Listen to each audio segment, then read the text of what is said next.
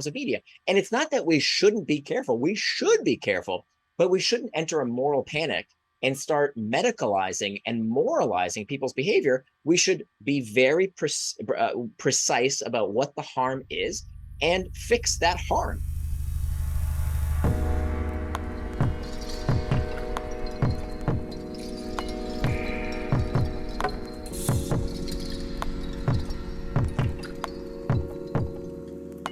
Hello everyone, my name is Stephen Parton and you're listening to the Feedback Loop on Singularity Radio. This week our guest is lecturer, investor, and author Nir Eyal, whose previous two books include Hooked, How to Build Habit-Forming Products, and Indistractable, How to Control Your Attention and Choose Your Life. Nir has a lot of experience teaching and discussing these subjects, so we're able to fit in a lot of different aspects of attention into this conversation.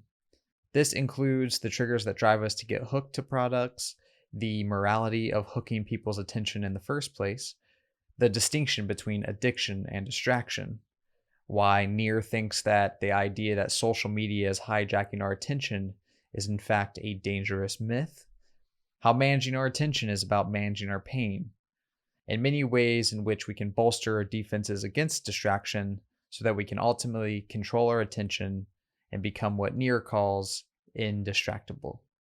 This is a truly content-rich episode with lots of good information for anyone who is looking for practical ways to take back control of their attention. So let's waste no more of your attention on this exposition and just jump into it. Everyone, please welcome to the Feedback Loop, Nir Eyal. Well, at this point, one of the reasons I want to talk to you, obviously, is because of how relevant things like getting hooked to technology and products are to the modern times, and how important it is to be able to control our attention. And you've written a book about both of these things. You've written Hooked, specifically to talk about how to grab people's attention, and Indistractable to talk about how to control our own attention. What was it about these subject matters that motivated you to talk about them, or that attracted you so deeply to focus so much of your own attention and energy into exploring this idea of attention? So I think that behavioral design is probably something that fascinated me even before I knew what to call it, for a few reasons. As a kid, I was clinically obese. And I remember, like, not just chubby, like I was clinically obese. My parents took me to the doctor, and I remember there was this chart on the wall that said, like, height and weight, and here's normal, here's overweight, here's you're over here in the orange category, or the red category, past even the orange category of just overweight.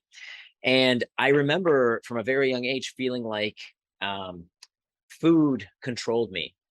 And it wasn't, I also found that really fascinating, right? That, like, that companies were marketing to me as a child. I remember, like, like every American child in the 80s, I ate breakfast cereal every single day. And then I heard on some television show about being a smart shopper, about how the boxes of tricks are always, the bunny is always looking down, so that when the kid looks up, they make direct eye contact with the bunny. And I just found those kind of techniques fascinating. But I also think that when I was able to understand my own behavior and manage that relationship with food, as opposed to feeling like food controlled me, I think that was a really powerful breakthrough in my life. And I still struggle with my weight, right? I'm today at 44, I'm in the best shape of my life, but it's something I actively have to work on. So I think that's probably where it started. And then there's probably something in my upbringing. So I was born in Israel. My grandparents were Holocaust survivors. And I think there's also, there's probably no, it's not a coincidence that there's so many Israelis in this field of behavioral economics, right? Daniel Ariely, Shlomo Ben Artzi, Daniel Kahneman.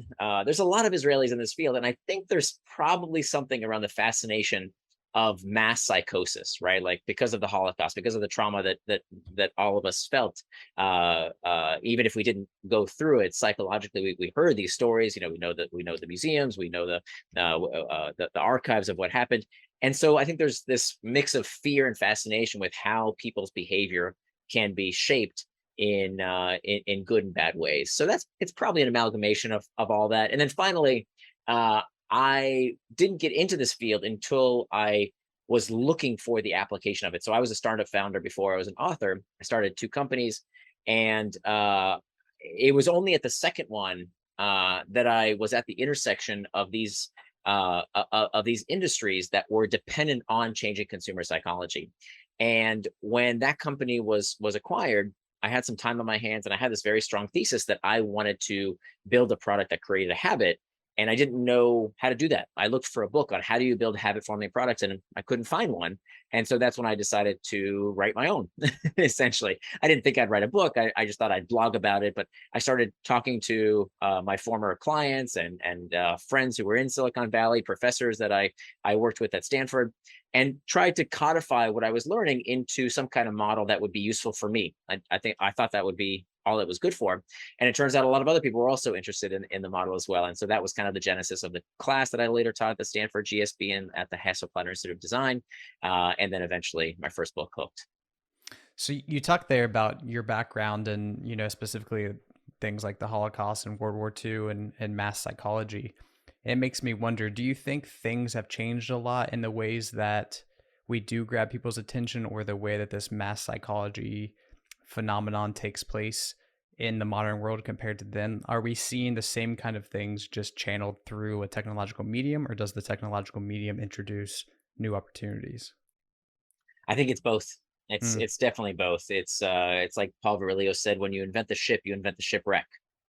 I don't think any of us want to go to a world pre-radio, but of course Hitler used radio to spread his message.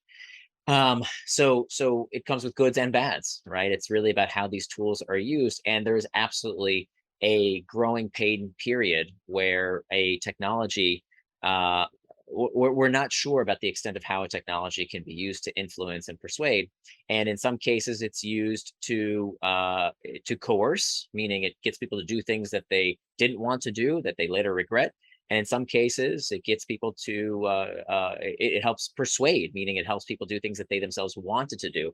So it's not one or the other. For a technology that's as massive as mass communication, whether it's the television, the radio, the book, or the internet, there's going to always be goods and bads. yeah.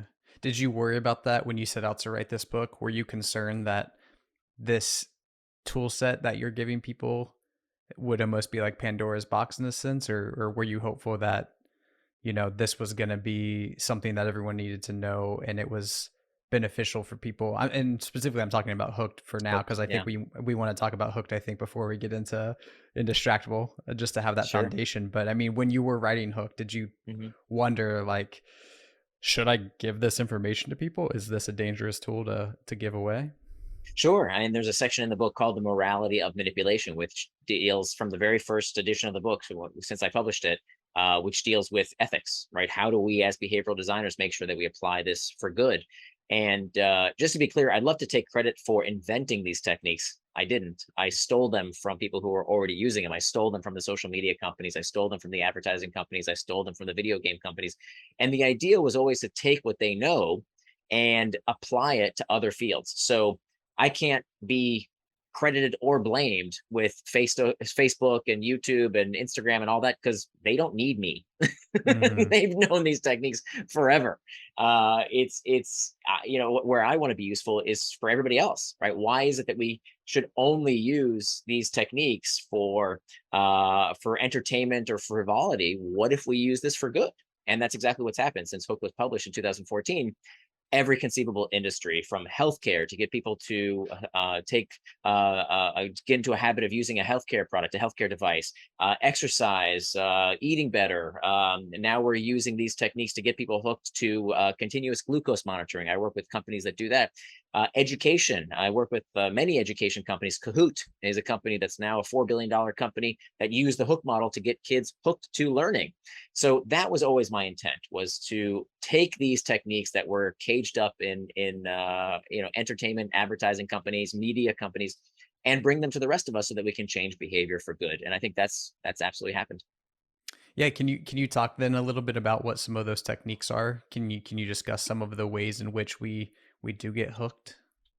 Sure. So I'll give you the 30,000-foot view of the hook model. The hook model is a design experience that connects the user's problem to your product with enough frequency to form a habit. And these hooks have four basic steps. Again, I'll give you the very, very fast version. Every hook starts with a trigger. It starts with an external trigger. There's actually two kinds of triggers, but I'll get back to the second kind in a minute. The first kind of trigger is what we call an external trigger. These are the pings, the dings, the rings, anything in our outside environment that tells us what to do next with some piece of information. So click here, buy now, play this, anything that tells you what to do next. Okay, that's the external trigger. Then comes the action. The action is defined as the simplest behavior done in anticipation of a reward. So that's where the habit is manifested, the thing that we do with little or no conscious thought.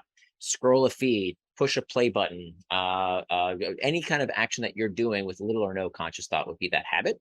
Then comes the reward, and not just any reward, it's a variable reward. So what we see is endemic to all sorts of habit forming products is some kind of intermittent reinforcement. Of course, this comes from the father of operant conditioning, B.F. Skinner, where he showed that when a reward is delivered on a variable schedule of reinforcement, the rate of response increases. So this is what makes gambling so engaging. It's why we watch sports on TV. It's why we like reading a good book or watching a movie. It's all about uncertainty. It's what happens next. The news is a great example, right? The news media could care less if you've consumed too much of it. What they want to do is to give you the most, if it bleeds, it leads story, so that you keep watching or clicking or flipping through the news. Why? Because the first three letters of news, NEW, is about what's new, what's different, what don't you know, the mystery, the uncertainty. And of course, we see this all over tech products, right? The feed is a great example. Swiping left and right, all examples of variable reward mechanics. We see that everywhere in all sorts of habit forming products, online and offline. And then finally, the last and perhaps the most important step of the hook model is what we call the investment phase. This is where the user puts something into the product to make it better with use. So this can be data, content, reputation, skill acquisition, anything that we do with the product that makes it better and better the more we use it. And the goal here is to do what I call store value. So unlike most products that depreciate, right? Your car, your clothing, your couch, all these things lose value. Habit forming products, they do the opposite. They appreciate. The more you use them, the more valuable they become. And that's done because of this concept of stored value.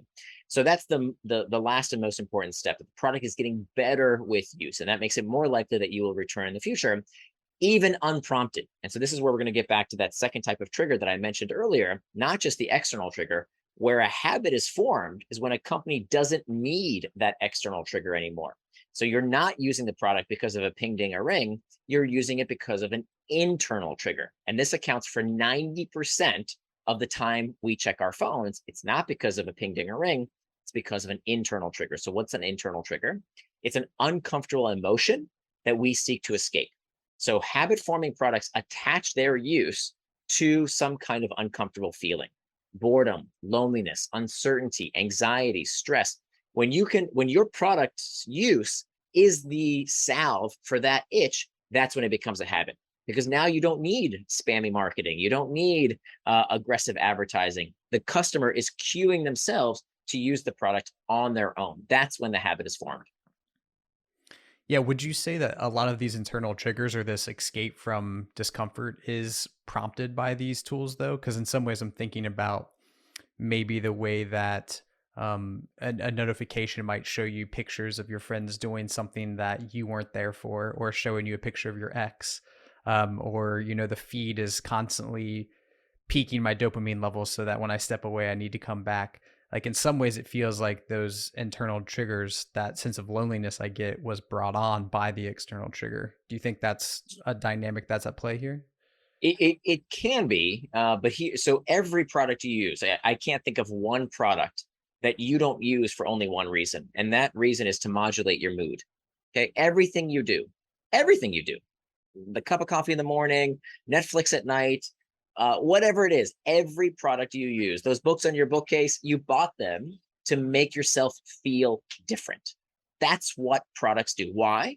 Because the nature of human motivation, we used to think it was about Freud's pleasure principle, and Jeremy Bentham said something similar, that everything we do is about the pursuit of pleasure and the avoidance of pain. We now know that neurologically speaking, that's not true. that motivation is about one thing and one thing only, the desire to escape discomfort. Everything you do is about the desire to escape discomfort, even the desire to feel good, right? Wanting, craving, desire, lusting is psychologically destabilizing. So, what every product in our universe does is scratch that emotional itch. It forms that association that, oh, when I'm thirsty, my beverage of choice is Coca-Cola or Sprite or who knows what, right? If I'm bored, what do I do? If I'm lonely, what do I do? If I'm sleepy, what do I do? This is why we buy everything that we buy. That's not necessarily a sinister thing. That can be a very good thing, right? If I'm feeling lonely, how do I scratch that itch of loneliness? Well, I could do it in a lot of different ways. I could call my best friend. I could spend time with my wife. I could hang out with my kids, or I can go online, right? So it's about how we scratch that itch. Now, there is the reason I say it depends in the beginning of that answer is that you could argue that some products perpetuate that condition, right? That if you become conditioned to seeking this short term relief, right? I go back to my example where I was saying about how I struggle with obesity. Okay. I would love to tell you that the reason I was overweight was because the fast food companies did it to me, right? That it was McDonald's fault. But in actuality, I wasn't overweight because food is delicious or because I was hungry. I overate because I didn't know how to deal with my feelings. And this is very common to people who struggle with obesity. It's not the food, it's the relief the food provides from other things that are not hunger related. I would eat not just when I was hungry, I would eat when I was lonely, I would eat when I was bored, I would eat when I felt guilty about how much I had just eaten. And so that's where it gets into this vicious cycle where the natural circuit breakers that most of us have, for some people who are struggling with a disorder, don't trip. So most people, you drink alcohol, you have a great night, you go a little crazy, you drink too much, and then the next day you have a hangover, and you promise you won't do it again. And for most people, they moderate, right? But of course, alcoholics, they don't moderate. That circuit breaker isn't tripped. And so when they have the adverse consequences, right? That's the whole definition of addiction: is despite the adverse consequences, there's this compulsion to keep doing that behavior. Is this why you have said before in other interviews that you don't think social media is hijacking our minds? I'm pretty sure I remember you saying at one point you think the idea that social media is hijacking our minds is a myth, actually. Not only do I think it's a myth, I think it's actively harmful and incredibly disrespectful. Hijacking is what those bastards did to us on 9/11. To compare scrolling through, my cousin's wedding photos, come on. It's a whole nother league. And even the whole, you hear this dopamine squirts and all that stuff. It's such on a different scale. You only hear lay people talking about this. You only hear people who are not actually researchers using this kind of language, because actual researchers know that a hit of cocaine is releases something like 10,000 times more dopamine than anything you could do online. It's not even close. Dopamine is not cocaine in the brain. But of course, this imagery of, oh, dopamine squirts, it's such a powerful image. And so many of our problems, I think, in the world can be boiled down to these simple mantras, right? These simple, often repeated phrases that are completely inaccurate, or at least lack nuance. So some people, and here's where the nuance is: some people are actually addicted to social media, right? Because addiction is a pathology. And so just like, many people, most people, if they have a glass of wine with dinner, they're not an alcoholic, right? If you enjoy sex, you're not a sex addict. If you like food, you don't have a eating disorder necessarily just because you like it a lot. So this is where I think we get into trouble for a few reasons. Number one, it's harmful to say that it's hijacking our brain, because while it does apply to some people, right? Some people who do struggle with an addiction actually are really struggling with that pathology, right? Of an addiction, just like they would struggle with alcohol addiction or sex addiction or whatever other addiction. But that's about 3% of the population. That means 97% of us don't have the addiction. We have a distraction. But when we tell people it's hijacking your brain, we're sending them a message that there's nothing you can do. If your brain is hijacking, and brain and plane sound similar, right? I think that's no coincidence that you see that together. Because think about it, right? If somebody's hijacking a plane like they did to us on 9/11, there's nothing you can do, right? You're powerless. You're being steered by Mark Zuckerberg into a tower. So what do? Nothing. I can't do anything. My brain is hijacked. It's not my own. I'm addicted, right? Addiction, the word comes from the Latin word for slave. Yeah. So this leads to what we call learned helplessness, which is exactly what these companies want. I think this, the if they could have, the social media companies would have funded the Social Dilemma movie, because what that movie told people is you're powerless. Nothing you can do. Wait for the politicians to do something. Tell the companies to do something. Really? We're going to hold our breath? If we hold our breath, we're going to suffocate. So number one, we shouldn't wait. Okay. So it decreases people's agency when you tell them your brain is hijacked. That's the first problem. Second problem is that it's incredibly disrespectful to people who actually struggle with the pathology of addiction. We toss the word addiction around all the time, but we wouldn't talk about epilepsy this way, right? We wouldn't talk about Tourette's this way. Why does everybody get addicted? It's a pathology. We need to respect this very awful disease that people who struggle with addiction have, and realize that it is very separate from, ooh, I like Candy Crush, or I check my TikTok a lot. No, it's very different, because for the vast majority of us, there's a 97% chance you don't have an addiction, you have a distraction. I guess that's where you draw the line. Is your big issue there is that line between addiction and distraction, I guess is what you would say.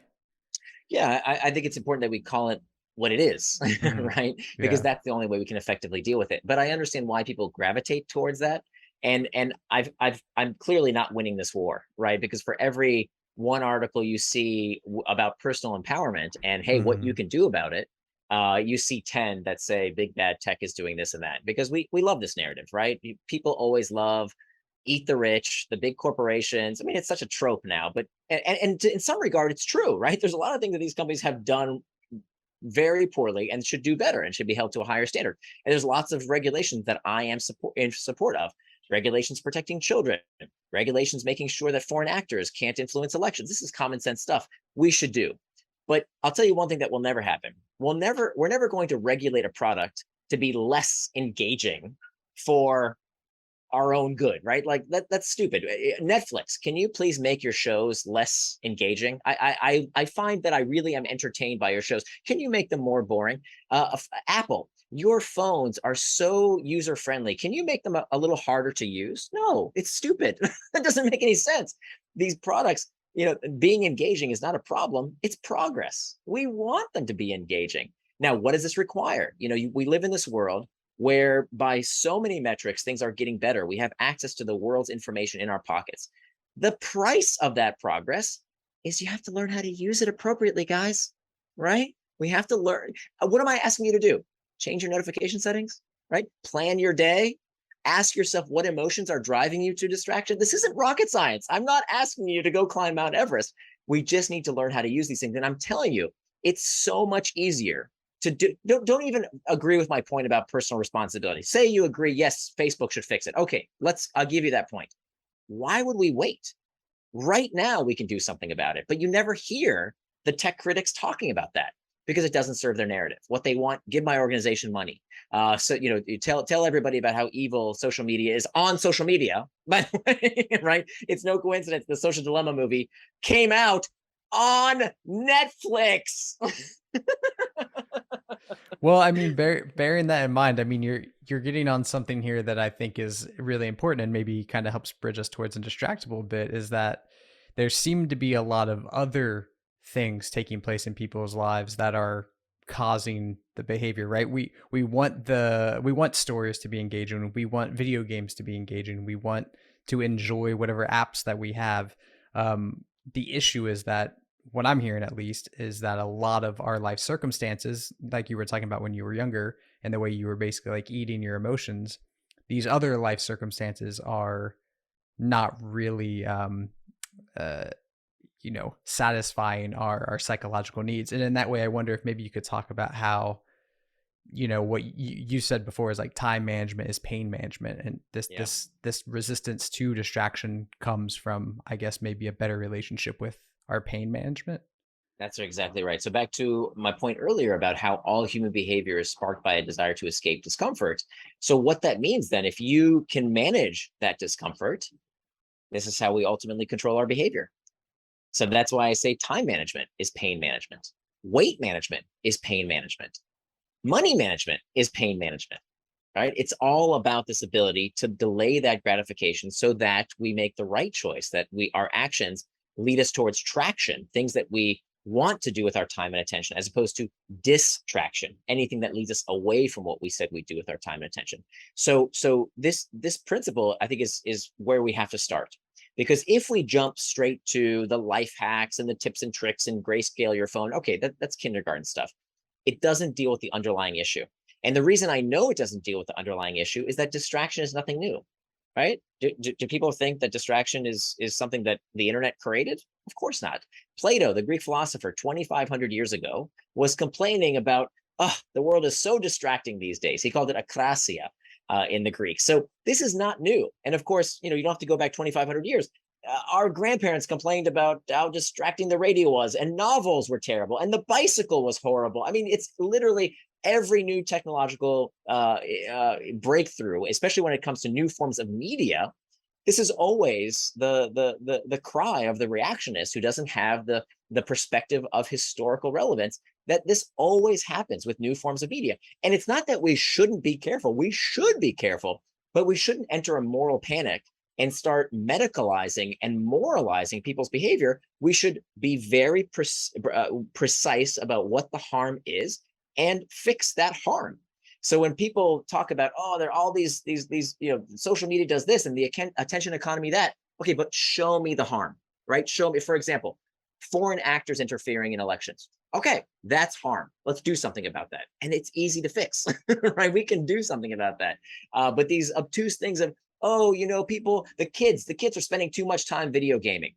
Well, that might not necessarily be such a bad thing, right? When we look at the fact that every metric of what hurts children, with one exception, which is teen suicide in the United States, it's not happening everywhere, only the United States for some reason. I think it has something to do with the fact that we have more guns than men, women, and children in this country. It's the only country on earth that has that. Maybe there's a correlation there that was a tipping point back in 2008. Same time we see the increase in teen suicide.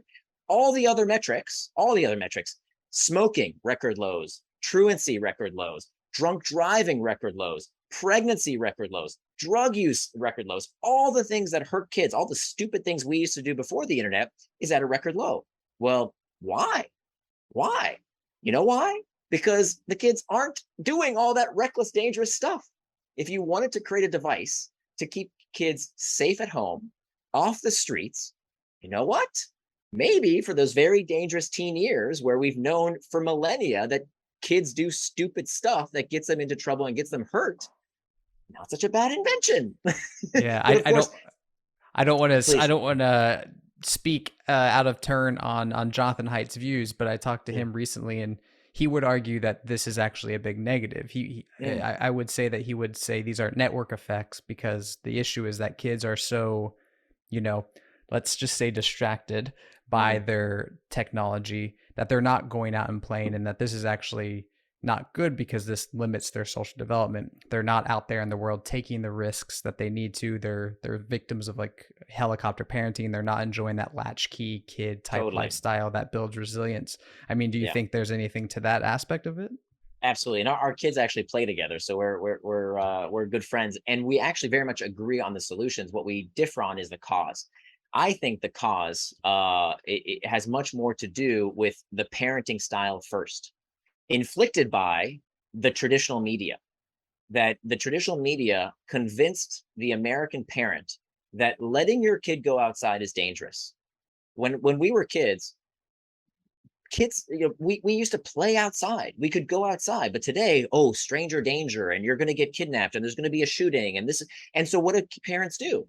They don't give their kids an option to go out and play, which we absolutely agree with. I totally agree with Jonathan Haidt.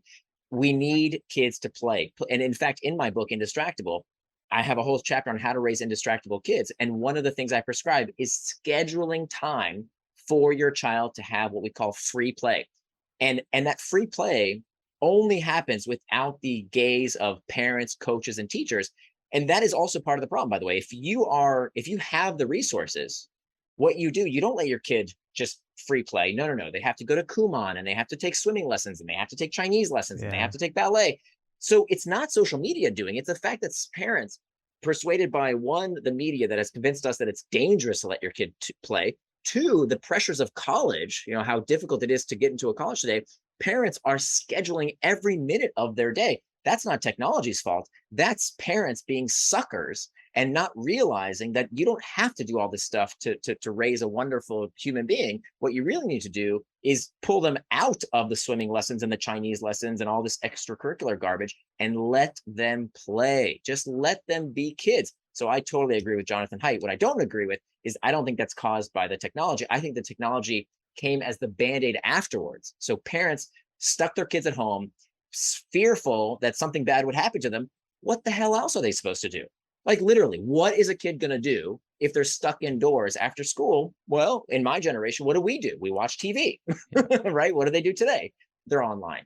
So what I'm hearing is that the issue with the big bad wolf that is social media mentality is that it actually obfuscates the key issues, because we, rather than addressing the specific issues like maybe the helicopter parenting or these other the other aspects of people's lives, we just put it all under the rug, call it social media addiction, and forget about the actual issues.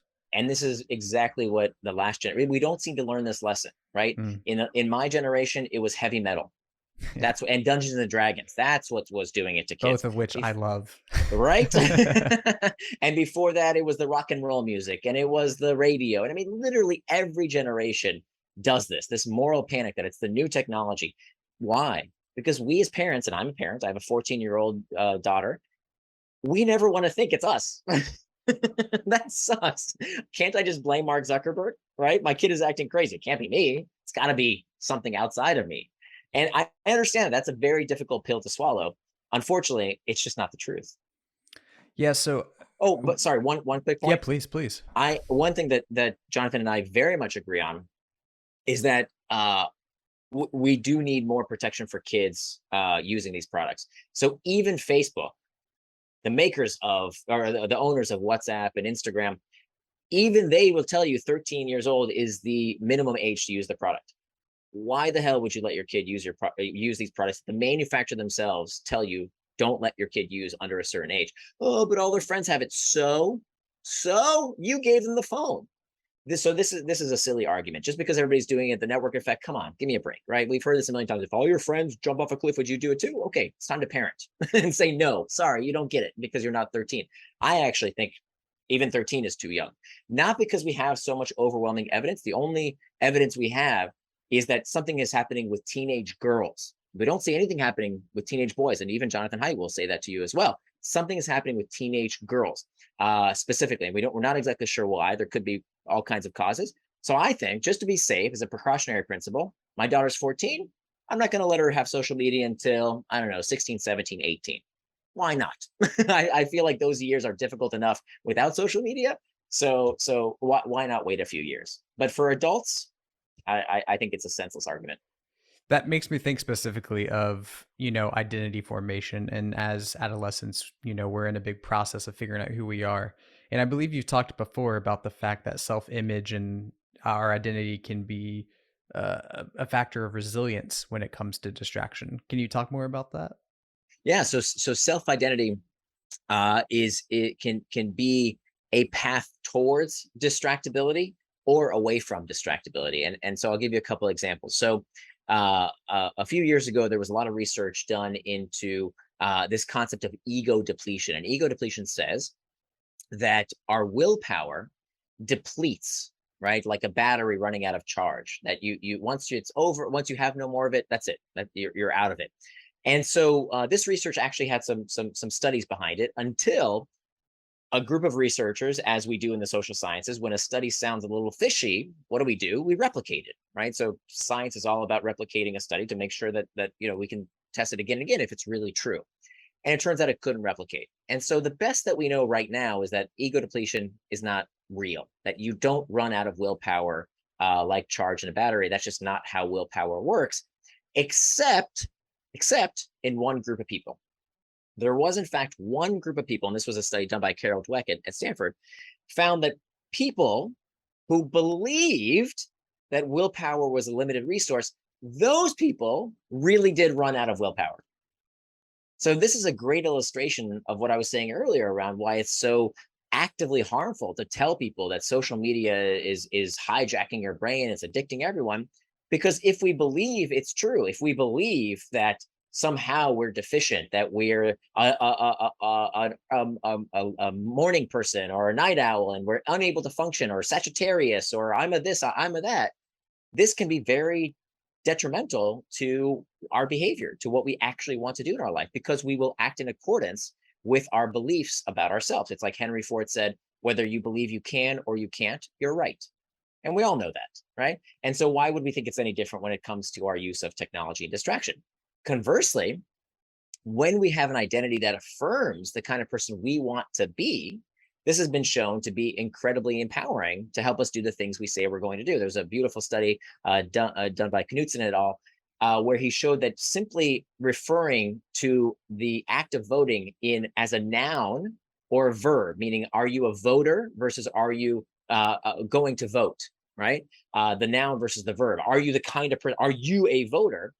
Was one of the most significant improvements we've ever seen in terms of actual voting behavior, because they actually checked the voting records in this study and they saw that actually people did vote simply through this intervention that identified people as voters.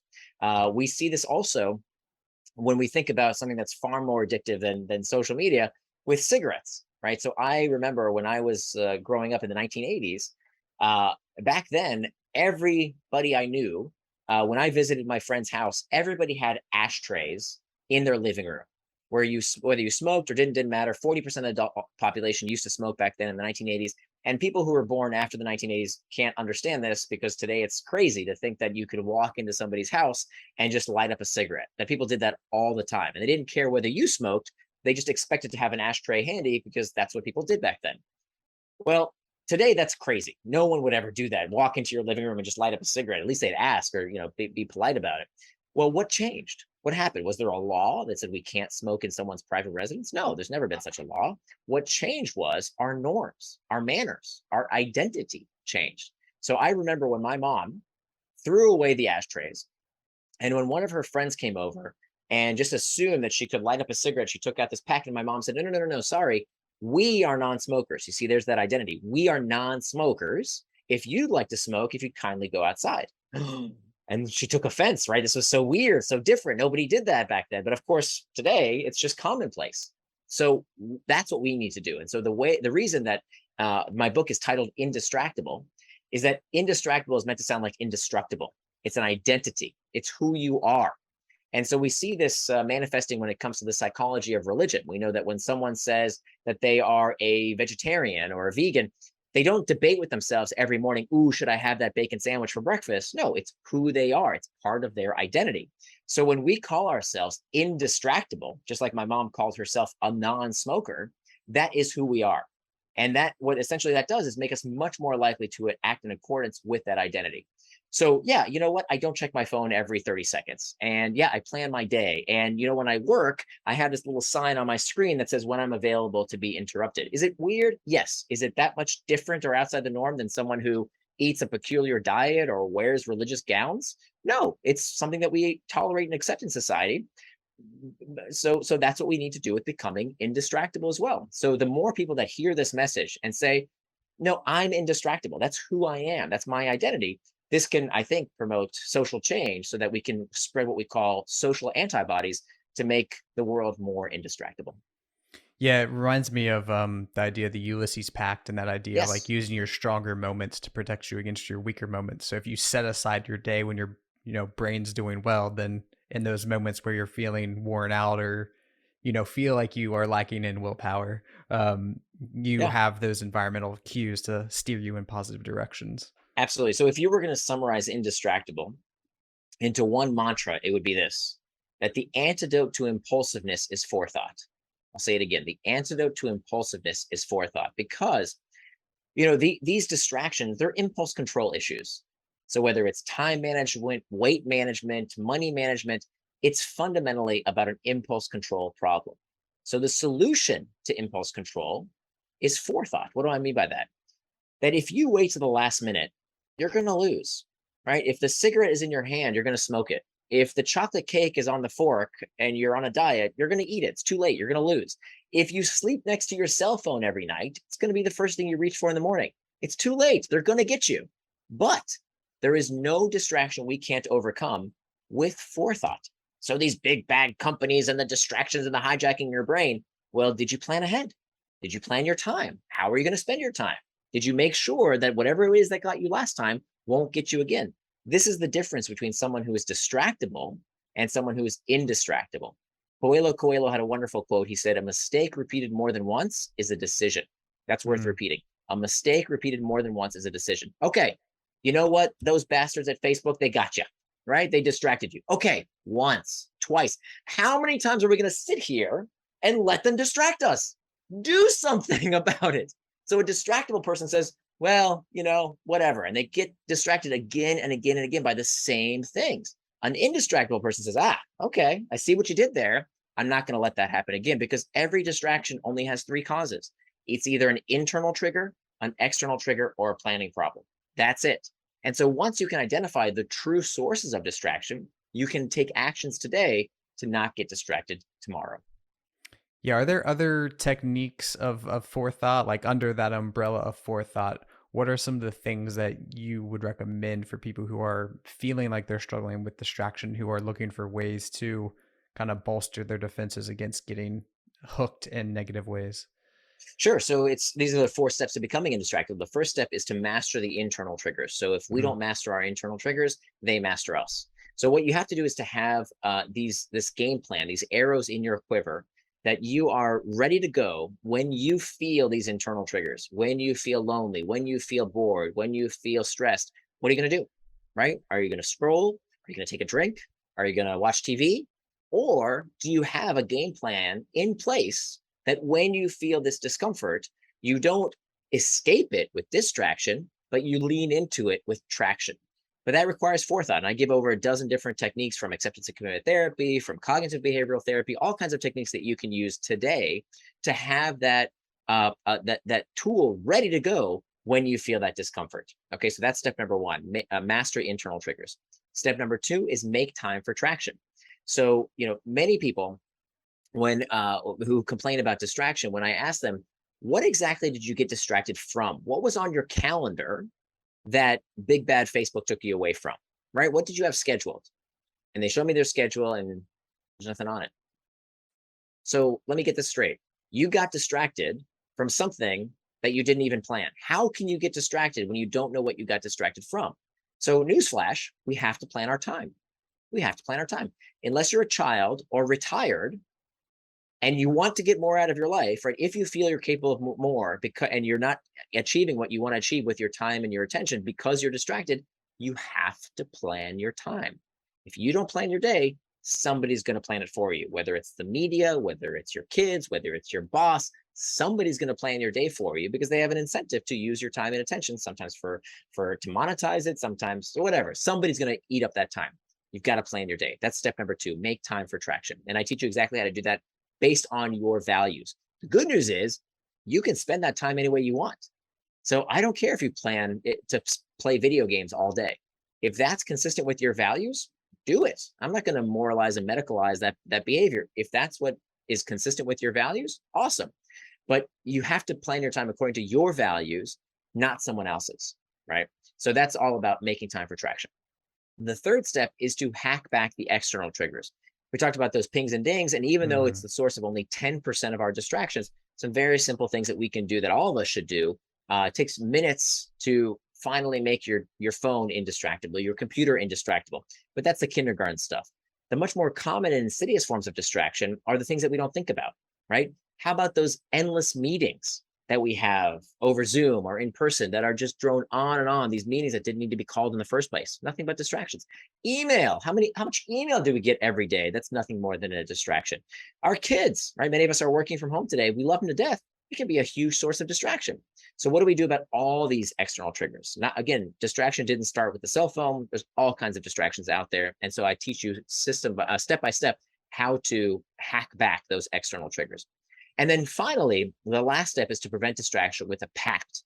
And a pact, as you mentioned, like a Ulysses pact, is when we decide in advance what we will do when we're going to get distracted. So as the last line of defense, as a firewall against distraction, there are these three kinds of pacts: an effort pact, a price pact, and an identity pact. We talked a little bit about identity pacts, but there's also these two other types of effort pacts and price pacts that in that last line of defense, right? If everything else fails, this is the last step we take to make sure we become indistractable. Do you think that there's a reason that this is such a hard thing for people to implement in their day-to-day lives? Well, I don't know if it's as hard as maybe you think. Fair enough, yeah. I get a lot of people who, I mean, the book has sold over 500,000 copies, Indistractable, that is, and it still continues to sell well, and it's being now handed to people who are struggling with ADHD. The book was not written for people with ADHD specifically, but even clinicians are giving the book to folks who are struggling with ADHD as a pre-pharmaceutical solution. Right? Let's try the behavioral solutions before we go on to pharmaceuticals, which we all know have potential side effects. So these techniques really do work, and I have to be very clear. I didn't invent any of the techniques, any of them. What I did was collate them into a model that's helpful. So what I want people to think about is traction, distraction, internal triggers, external triggers. And this model, if you're listening to me, so you can't see the visual hand gestures I'm making here, but in the book, there's a model that if you can imprint that on your mind, you can use this as the guide to take one simple step. You don't have to do everything in the book. You don't have to, go on a digital detox. I think those are stupid. You don't have to get rid of your phone. It's a very tech positive approach that you can take step by step by step. But the beauty of this technique is that it really does dive into the real cause without blaming the superficialities. Really starts with emotion regulation. And you'll find that it's not just about technology, it's about distraction in all forms of your life. So the advice I give folks is to start with one small things in each of these categories. Do you have one thing that you know you will do when you feel one of those internal triggers that tends to drive you towards distraction? How about you plan one weekend afternoon, right? If you're not used to planning your day, just start with a weekend afternoon. What would the ideal weekend afternoon that helps you live according to your values look like? How about you hack back one external trigger? Use one of these commitment packs. There's all kinds of things that you can do one step at a time.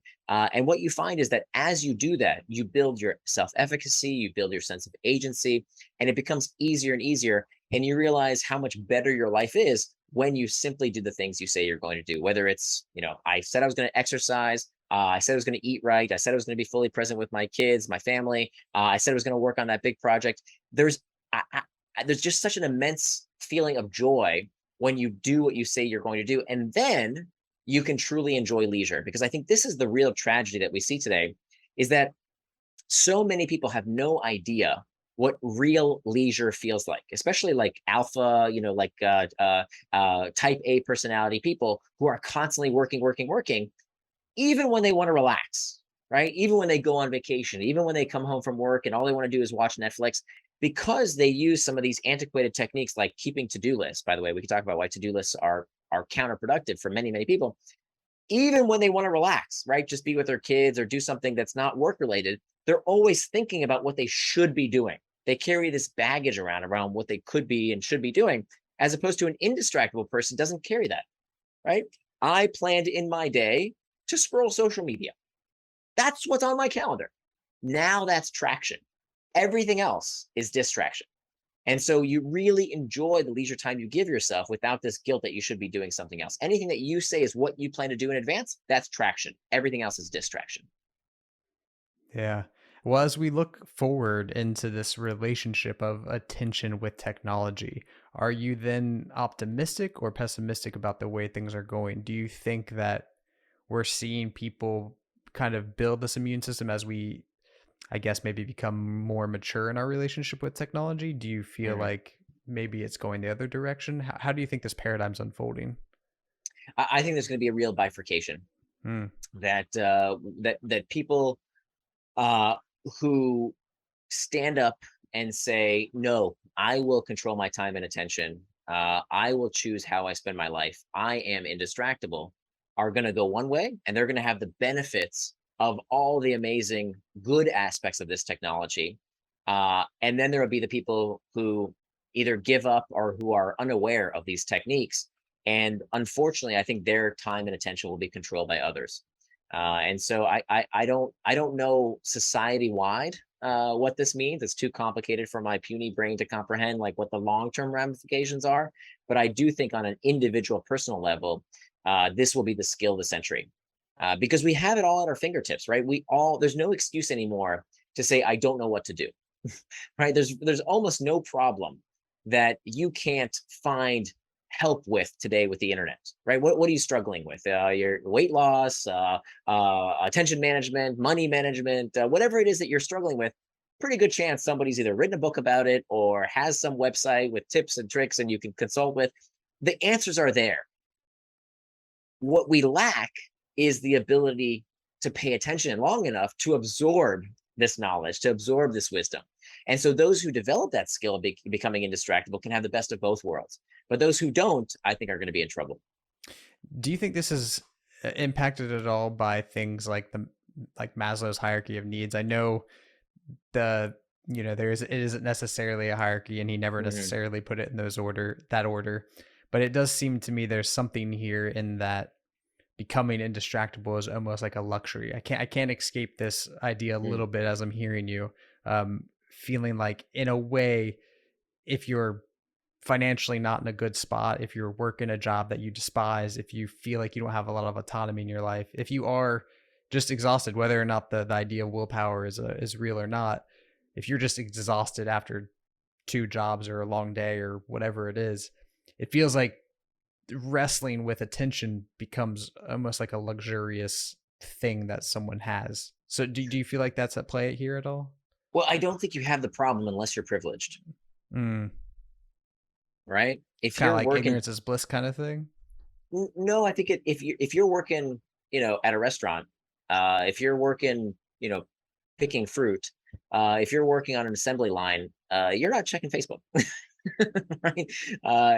If you're working a blue collar job, and after work you're watching, TV anyway, or you're doing something else with your time. That's not who I hear is struggling and saying this is really hard to implement. That's almost never the case because those folks don't have the luxury of all this free time. I'll quote Kierkegaard, who said, "Anxiety is the dizziness of freedom." Anxiety is the dizziness of freedom. It is only because this new class of people who has so much time on their hands and doesn't appreciate how much time they have on their hands that struggles with distraction because they have the time to not work two jobs right now, like really hardworking people do. So it's really a privilege even to have this problem in the first place. Now, that means, therefore, that with that the access to these devices, with the access to the time to do these things, we have to learn how to be judicious with it, right? That if you have this luxury of having extra time in the first place, you also may want to invest in learning how to spend it well. Yeah, and it seems to me almost in the same way we can use the Ulysses Pact for our own consciousness. Those of us who might have the luxury to, enact a kind of Ulysses Pact can maybe even do it across socioeconomic divides. And in a way, it Mm. feels like those of us who are lucky enough to become indistractable can maybe help impart strategies to the other people who don't have that luxury. Totally, totally. And this can, and how do we do that, right? It starts with, of course, it'd be great if, we taught kids how to be indistractable Mm. in school. That might take a while, but there's a lot of other things we can do, right? Simply setting the example. If people made it unacceptable to check your device over a meal, how about we did that, Yep. right? Good And by start. the way, it's a great start, right? And so when I talk about in the book, how do you have indistractable relationships? There's a whole section in the book about different relationships that we have with people, and I talk about in the book this very simple technique that works like a charm of when when you're out with friends and somebody's checking their device. What do? You can't say, "Hey, get off your phone." What you do is you ask sincerely a question that doesn't judge, right? Because you don't know what's on the other side of that screen. They might have some kind of emergency they have to respond to. So you want to genuinely ask, "Hey, I see you're on your phone. Is everything okay?" And the answer might be, "You know what? Oh, I'm really sorry. My kid's sick. I got to go deal with this thing." Fine, no problem. They excuse themselves from the table and they go take care of it. But 9 times out of 10, what happens is, "Oh, I'm sorry. Let me just put that away," because they just need that snapping out of the phone zone. That implies that that's a rude behavior to do. And so it's just like what I talked about, that example of my mom telling, this person who came over, "No, we're non-smokers." That type of behavior, that I truly believe within the next few years, I'm already seeing it. There's a big sea change, I think, over the past few years, that people now know that's rude, right? Like if Yeah. you're sitting down with somebody, that's a crappy thing to do to somebody and start checking their phone.